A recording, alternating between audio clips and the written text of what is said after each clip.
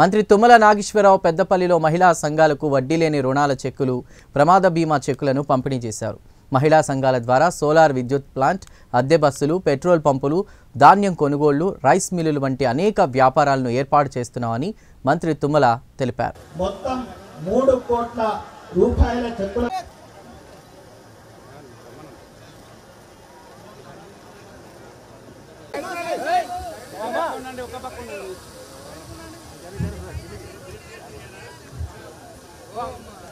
అమ్మాయి కొంచెం ఇంకా జరండి,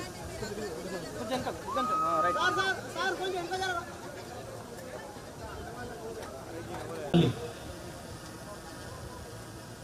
okay okay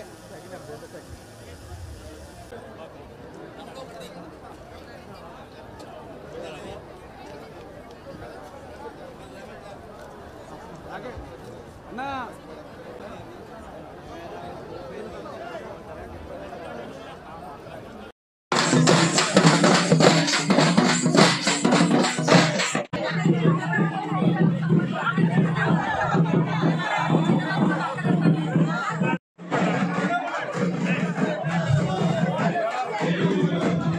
for Information Technology, Electronics and Commercial and Registers ఆపదంటే ఏంటో తెలిసినటువంటి honourable minister for Panchayat Raj and rural development, women and child revenue దాని వేదిక మీద రావాల్సిందిగా కోరుతున్నాం. గౌరవ జిల్లా గ్రామ డిఆర్టీఏ మేడం గారు వేదిక మీద రావాల్సిందిగా కోరుతున్నాం. జ్యోతి ప్రజ్వలన పారదోలాలంటే వెలుగు కావాలి. అలాంటి వెలుగును జ్యోతి ప్రజ్వలన ద్వారా వెలిగించి మీ జీవితాల్లో వెలుగులు నింపుదామని ఈ సందర్భంగా కోరుతున్నాం. తెలంగాణ రాష్ట్ర గీతాన్ని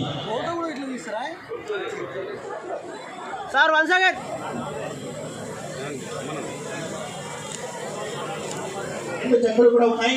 ఒకటి 50 లక్షలు, రెండవది 2 కోట్లు, మొత్తం 3 కోట్ల.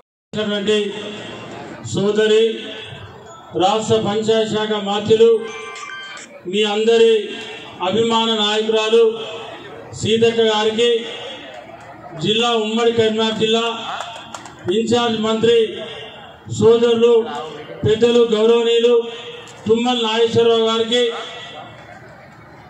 ఉమ్మడి కరీంనగర్ జిల్లా సుపరిచితులు మనందరి అభిమాన నాయకులు రాష్ట్ర ఐటీ మంత్రివర్యులు పెద్దలు శ్రీధర్ బాబు గారికి, సోదరులు రామగుండం శాసనసభ్యులు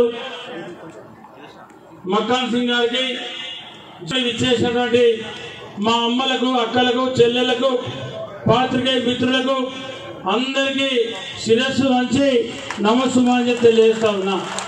ఇవాళ చాలా సంతోషం. ఎందుకంటే ఇవాళ మరి ఇంత పెద్ద ఎత్తున వేలాదిగా తరలి వచ్చి మరి ఈ కార్యక్రమాన్ని ఇవాళ గ్రామాలలో పెద్ద ఎత్తున ఒక పక్క వరి నాట్లు కానీ, పత్తి కలుపు కానీ, అదేవిధంగా ఇతరత్ర సాగు పంటల టైం ఉన్నప్పటికీ కూడా మరి ఒక్క పిలుపుతోని 3 మందులు వస్తా ఉన్నారని చెప్పి మీ అందరికీ సమాచారం ఇస్తే ఇవాళ మరి వేలాదిగా తరలి వచ్చి మరి కార్యక్రమంలో పాల్గొనడం అనేది ఇది ఈ టైంలో ఇది ఒక గొప్ప కార్యక్రమం. ఎందుకంటే ఇవాళ మీకు తెలుసు, ఆనాడు 10 సంవత్సరాలు మరి బీఆర్ఎస్ ప్రభుత్వం మహిళా సంఘాలను కానీ, మహిళా సంఘ సభ్యులు కానీ ఆనాడు నిర్వీర్యం చేసింది. ఆనాడు 2004, 9, 14 రాజశేఖర రెడ్డి గారు ముఖ్యమంత్రి ఉన్న సమయంలో 2004, 9 మధ్యలో ఆనాడు పావుల వడ్డీ రుణాలు ప్రవేశపెట్టడం కానీ, ఆ తర్వాత 2009 తర్వాత కిరణ్ కుమార్ రెడ్డి గారు ముఖ్యమంత్రి అయిన తర్వాత కాంగ్రెస్ ప్రభుత్వం ఆనాడు సోనియా గాంధీ గారి నాయకత్వంలో, మన్మోహన్ సింగ్ దేశ ప్రధానమంత్రి నాయకత్వంలో ఆనాడు 0 వడ్డీ మరి లింకేజ్ రుణాలు కూడా ఆనాడు కాంగ్రెస్ ప్రభుత్వం మొదలుపెట్టడం జరిగింది. మళ్ళీ మధ్యలో 10 సంవత్సరాలు ఆనాడు బీఆర్ఎస్ ప్రభుత్వం, ఆనాడు టీఆర్ఎస్ ప్రభుత్వం, ఆనాడు తెలంగాణ ఉద్యమ సమయంలో మహిళలకు కానీ, అక్కలకు, చెల్లెళ్లకు, అమ్మలకు అందరికీ లేనిపోని ముచ్చట్లు చెప్పి ఇంటికి తులం బంగారం వస్తుంది, వజ్రాలు వస్తాయి, ఇంటికో ఉద్యోగం వస్తుంది, బ్రహ్మాండంగా మేము కార్యక్రమాలు చేస్తామని చెప్పి ఆనాడు పావుల వడ్డీ కానీ, 0 వడ్డీని కానీ ఆనాటి ప్రభుత్వం నిర్వీర్యం చేసింది. నిర్వీర్యం చేయడమే కాకుండా 2018-23 మధ్యలో ఆనాడు రాహుల్ గాంధీ గారు శ్రీరానికి ఐడియా ఉండి ఉంటుంది. ఆనాడు రాహుల్ గాంధీ గారు హైదరాబాద్ వచ్చి ఆనాడు మహిళా సంఘాలతో మీటింగ్ పెట్టి 5 సంవత్సరాల నుంచి 4 ఏళ్ల నుంచి 0 వడ్డీ డబ్బులు రిలీజ్ చేయలేదు ప్రభుత్వం అని చెప్పి ఆలోచన చేసిన ఆనాడున్న ముఖ్యమంత్రి గారు, ఆనాడున్న టీఆర్ఎస్ నాయకత్వం ఈరోజు వారు ఏది చేయనట్టు మాట్లాడుతూ ఉన్నారు. కానీ వారు ఏది చేసినా చేయకున్నా ఈరోజు ముఖ్యమంత్రి గారు మేము ఈ ప్రాంతానికి సంబంధించిన శాసనసభ్యులుగా గోదావరి నది జలాలు ఒక్క బొట్టు కూడా మన ప్రాంత రైతులకు చెందకుండా మన హక్కులు కాపాడే కార్యక్రమాలు చేస్తూ మనకు రావాల్సిన నీటి లభ్యత మనకు అందుబాటులో ఉండేటట్టు చేస్తూ కేంద్ర ప్రభుత్వంతోని విధానాలకు సంబంధించిన అంశాలను ముందుకు తీసుకెళ్లే ప్రయత్నంతో ముందుకు వెళ్తాము. ఎక్కడ కూడా రాజీ పడనక్కర్లేదని ముఖ్యమంత్రి గారితో పాటు వేదికపై ఉన్న మా గౌరవ సహచరుల మంత్రివర్గులతో పాటు మా శాసనసభ్యులందరూ కూడా మనవి చేస్తా ఉన్నాం.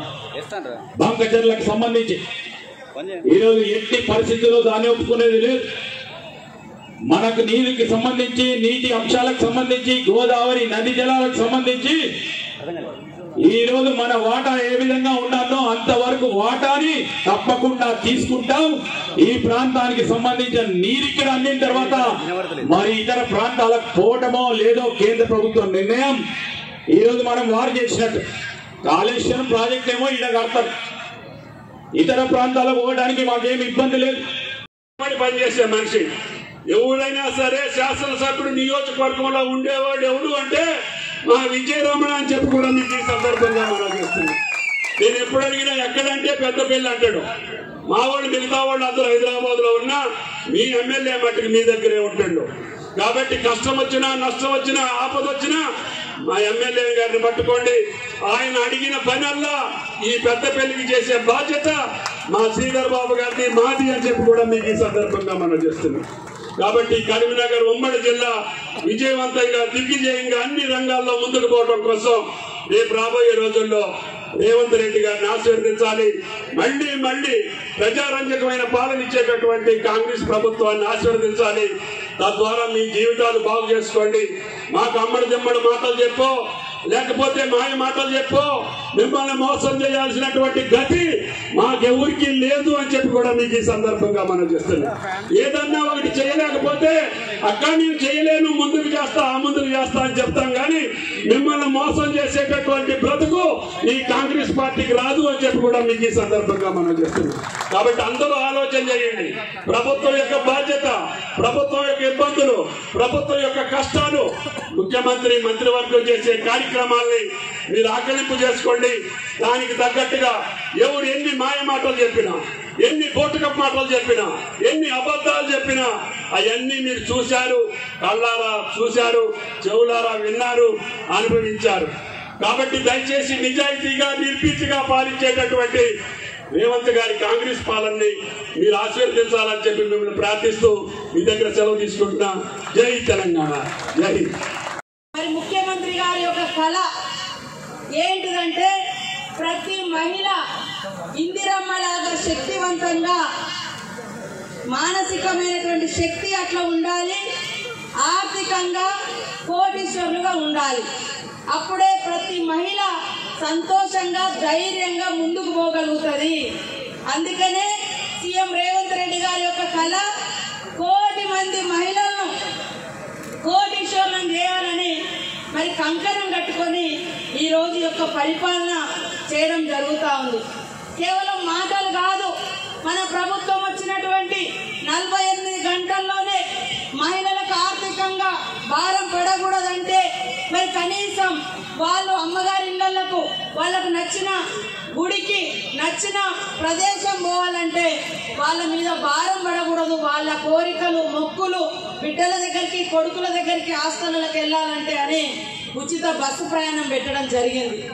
అదే కాకుండా మహిళలకు ఏ బిజినెస్ ఉన్నా వాళ్లకు డబ్బులు వచ్చేది చూడాలని చెప్పి హాస్టల్లో కానీ, స్కూళ్ళల్లో కానీ మనం ఇచ్చే యూనిఫామ్స్ మరి ఎక్కడెక్కడో ప్రైవేట్ ఏజెన్సీలు కుడుతా ఉన్నారని చెప్పి మా మహిళలకే ఇద్దామని గత సంవత్సరం మహిళలకు దాదాపుగా 60 లక్షలకు సంబంధించినటువంటి యూనిఫామ్స్ ఇచ్చి 30 కోట్ల రూపాయలు మన మహిళా సంఘం సభ్యులకు మరి బట్టలు కుట్టినందుకు ఆదాయాన్ని ఇవ్వడం జరిగింది.